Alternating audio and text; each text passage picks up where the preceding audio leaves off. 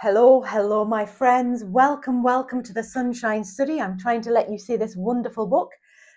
Today is book review time in Lifejoy land. My name is Dr. Rebecca, the Lifejoy coach and author, and I help people with counselling and life coaching transform the burned out areas of their life into some balance and some blessings. And I find books a great tool on our journey. I'm always looking to be inspired, motivated, and reassured in my reading. This is gorgeous. This is a signed copy of How to Be a Craftivist, The Gentle Art of Protest, and Sarah P. Corbett, The Art of Gentle Protest.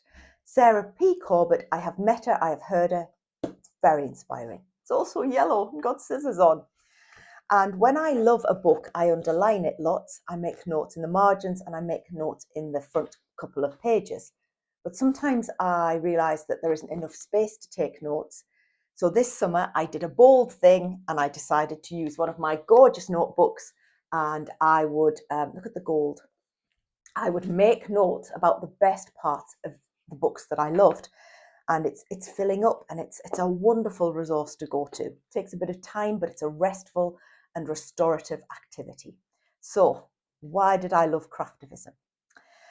Well, there are so many powerful thoughts in this book, but there are also powerful actions that we can just about all manage. And if nothing else, it can help our thinking and we can be supportive of other people. So let me tell you the best parts of the book. If you're new here, remember, we need every like, subscribe and comment. So please join us. And I bring weekly videos on a Sunday to offer joy, hope, inspiration, and encourage our courage, our reality, our wisdom, our grace. And that I hope by the end of these short videos, you feel better about yourself, your life, and that some of your worries are negated. So, gentle protest. Here we go. How many people will this benefit? Now, the whole concept of gentle protest through using craft is revolutionary. And the reason I loved this was there was a book festival and I went to hear Sarah speak, and she was on at 9 o'clock in the morning, and it was remarkable.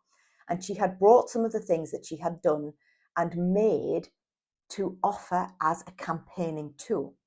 But it was the brains and the strategy behind the campaigning that really are instructive for the rest of our lives, not just a singular campaign. So it was the thinking and the strategy that I will share with you from this book that was so profoundly helpful. She was also a delight. She was a wonderful speaker. She was humane, she was funny, she was beautiful, she was kind, but also powerfully logical.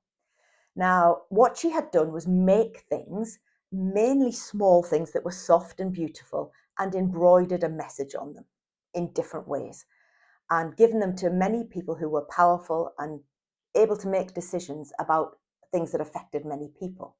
And there was a lovely set of stories and examples of campaigns that she'd done herself and with big organisations. And it was just mega inspiring. But it also taught you how to do things, so you didn't have to be massively capable with needle and thread. You could learn and try. But the very act of trying had benefit to it. So this is what she asks, is how many people will this benefit? Is this the most effective thing I can do? Is this an area that's been neglected? What would I like to happen otherwise? What are the chances of success, and how good would success be? They are very powerful questions. One of the things in my Lifejoy philosophy that I say is that quality questions make quality lives. They are stupendous. And she talks a lot about strategic thinking, and that we need to coordinate and plan good intentions, good information, and a good cause, and that everything we do should be rooted in principles. And there's strength in gentle protest and tender hearts, and that gentility and persistence is not weakness. A gentle approach to life is a very active one. It's calm, it's peaceable, it's good-natured, it's loving, it's demure, and it's graceful.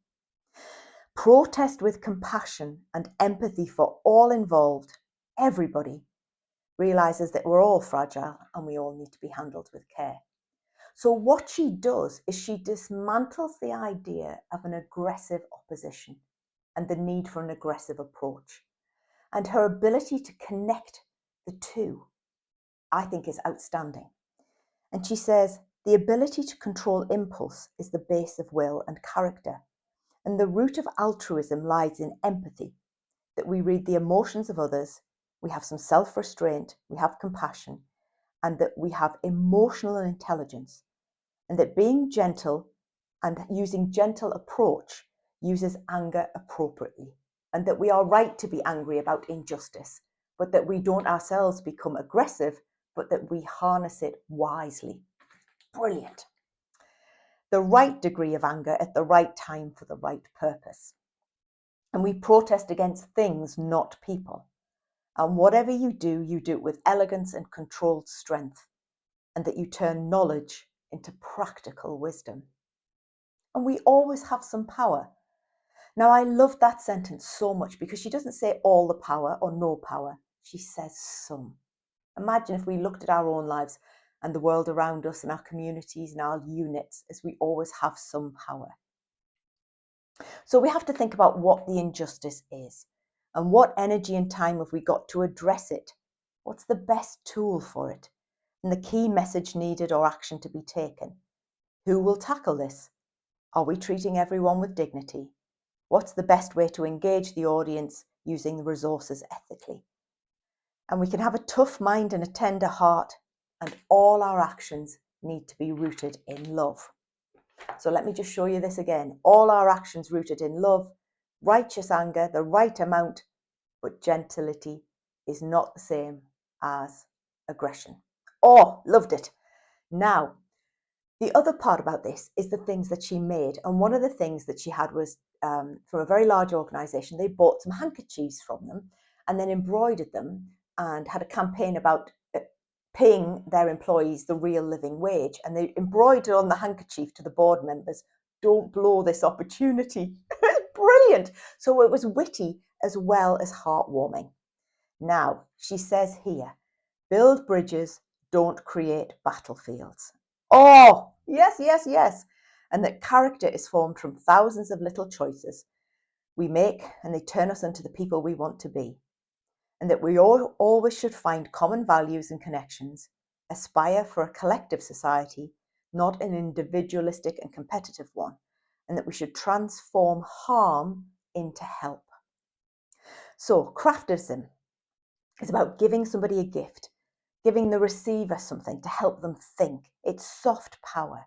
Make something useful. So she was saying, if somebody who's a big CEO with lots of power and money and influence likes gardening, you make them something for the garden with a message on. And that what you're doing all the time is you're using a moral compass, something that's easy to make. It makes moral change. You want to inspire them and that change is possible. And that being good is good for business. I first started being self-employed 15 years ago, and I had been told I was unemployable and I'd been very sick for 20 years. But I set about reading books, biographies and autobiographies about people who'd run ethical businesses, had done holistic, wise, honourable marketing and still done well. And I loved that being good is good for business. That's what I wanted to do. I offer my little bit of goodness that I could offer to help offer that collective light and goodness. And then she finishes with a quote from Desmond Tutu that says, "If you are neutral in situations of injustice, you have chosen the side of the oppressor." Ooh. And the goal of any protest is to raise awareness and knowledge of an issue and to show that we can all help and solve the injustice. Courage is what it takes to stand up and speak. Courage is what it takes to listen and sit down. And she finishes with Gandhi. "When I despair, I remember that all through history, the way of truth and love have always won. There have been tyrants and murderers, and for a time they may seem to be invincible, but in the end they always fall. Always. When I despair, I remember that all through history, the way of truth and love have always won." Gorgeous. How to be a Craftivism. Go read it. It's lovely. Go listen to Sarah. Do some craft. Take care. God bless. I'm Dr. Rebecca, the Lifejoy coach and author. Please subscribe and like and leave us a kind comment. It's joyous to be with you. Take care, God bless, be safe, and I'll see you at the next video.